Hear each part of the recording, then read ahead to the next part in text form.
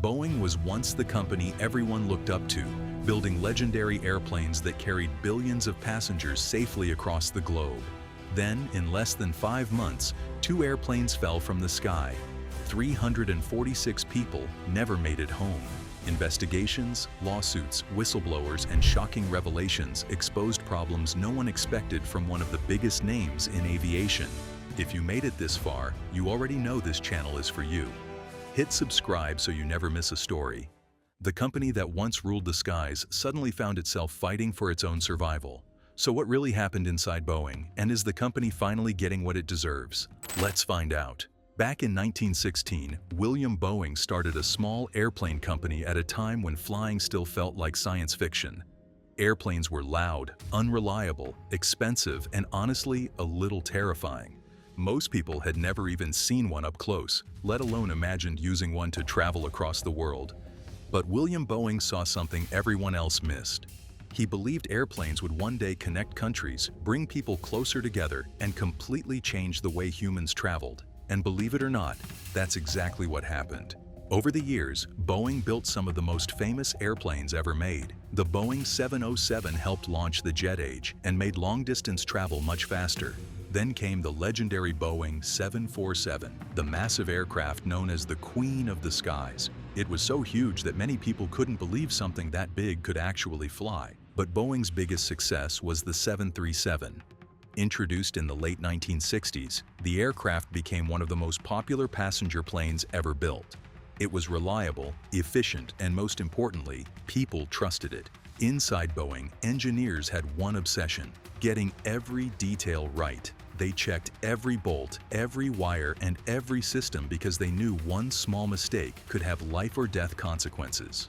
That commitment to safety turned Boeing into one of the most respected companies on Earth, and for years, it looked like nothing could bring the company down. But that reputation started changing after one major event: the merger with McDonnell Douglas.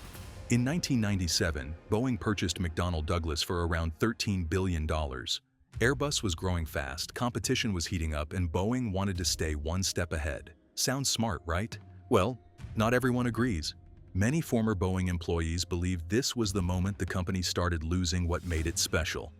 Before the merger, Boeing was known as a company run by engineers. Building the safest airplane always came first.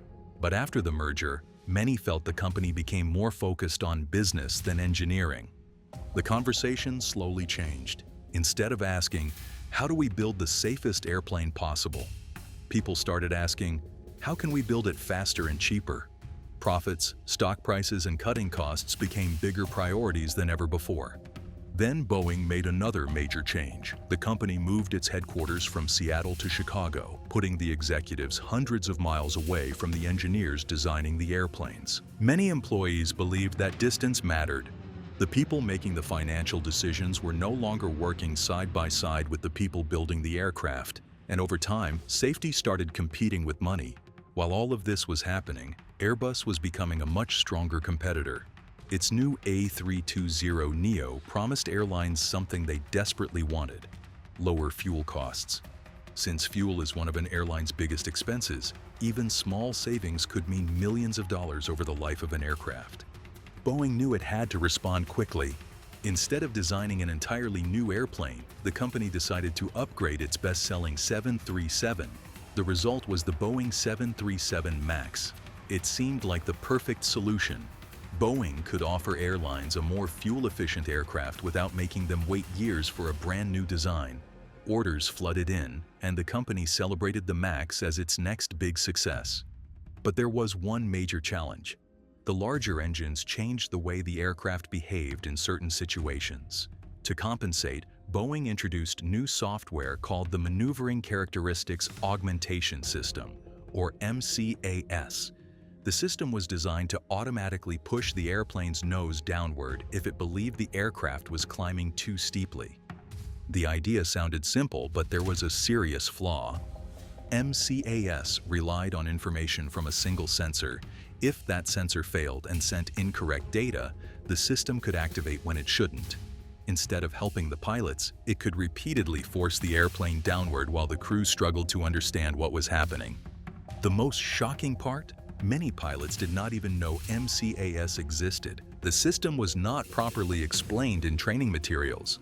Many pilots who flew the 737 MAX had no idea they were depending on a new software system that could dramatically change the aircraft's behavior.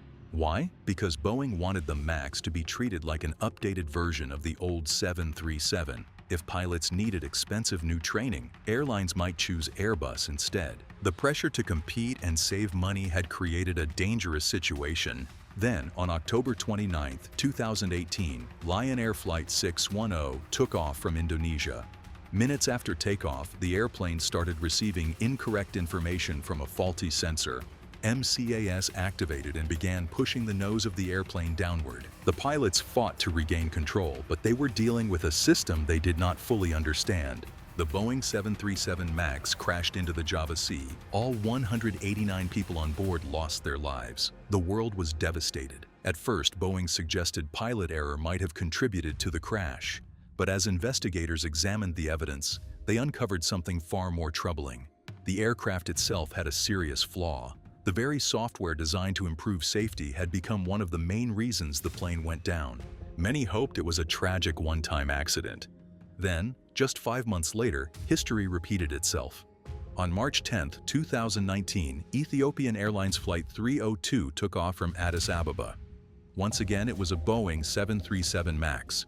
Once again, faulty sensor data activated MCAS, and once again, the pilots desperately tried to save the aircraft before it crashed just minutes after takeoff. This time, 157 more people lost their lives. 2 crashes, 346 innocent people gone. At that point, the world could no longer ignore the problem. Country after country grounded the Boeing 737 MAX while investigators searched for answers. Boeing continued saying the airplane was safe and insisted software updates would fix the issue. But the investigation kept revealing uncomfortable truths. Critics questioned Boeing's close relationship with aviation regulators. Families of the victims demanded accountability. Pilots spoke openly about their frustration, and internal documents showed that some Boeing employees had raised concerns about MCAS years before the crashes. Investigators also couldn't ignore one simple question. Why would such an important safety system rely on just a single sensor? When that one sensor failed, everything else started falling apart. The fallout was enormous. Boeing paid billions of dollars in fines, compensation, and legal settlements. CEO Dennis Muilenburg stepped down in 2019 after months of criticism, and Dave Calhoun took over with a promise to rebuild the company's safety culture. After extensive testing, software updates, and new pilot training requirements, the 737 MAX was finally cleared to fly again. A lot of people thought the 737 MAX crisis would be the end of Boeing's nightmare. It wasn't. As the company tried to move on, former employees started speaking out. They claimed the problems inside Boeing went far beyond one airplane. According to several whistleblowers, there was growing pressure to build aircraft faster, hit production targets, and keep deliveries on schedule. Some even alleged that workers who pointed out defects or safety concerns were ignored or worse, faced retaliation. One of the most well-known whistleblowers was John Barnett, a quality control manager who spent more than 30 years at Boeing. After leaving the company, he publicly claimed that serious manufacturing issues were being overlooked and warned that putting speed ahead of safety could eventually have dangerous consequences. In 2024, while involved in legal proceedings against Boeing, Barnett was found dead. Authorities ruled his death a suicide, but his family and legal team questioned the circumstances and said they wanted more answers. Because of the timing, his death attracted attention around the world and added even more scrutiny to a company already facing constant headlines. Another whistleblower, Joshua Dean, also raised concerns about production quality. Dean worked for Spirit AeroSystems, a major Boeing supplier. He claimed he had discovered problems with aircraft parts and reported them. He was later fired. In 2024, Dean died after becoming seriously ill. The deaths of 2 Boeing-related whistleblowers created even more controversy and increased public suspicion. Then, just when Boeing desperately needed good news, another incident made headlines. In January 2024, an Alaska Airlines 737 MAX 9 was climbing after takeoff when a door plug suddenly blew out of the aircraft, leaving a massive hole in the side of the plane. Passengers could literally see the sky rushing past outside. Thankfully, the pilots landed safely and nobody was killed. It was later found that several bolts meant to secure the door plug were missing, raising fresh concerns about Boeing's manufacturing quality. Boeing says it has improved its safety processes and is working to rebuild trust. But in aviation, trust is everything. Every passenger steps onto a plane believing the people who built it got every detail right. Boeing spent more than a century earning that trust. Losing it took only a few years. So what do you think? Can Boeing earn back the trust it lost, or has the damage already been done? Let me know your thoughts in the comments. And if you enjoyed this video, don't forget to like, subscribe, and I'll see you in the next one.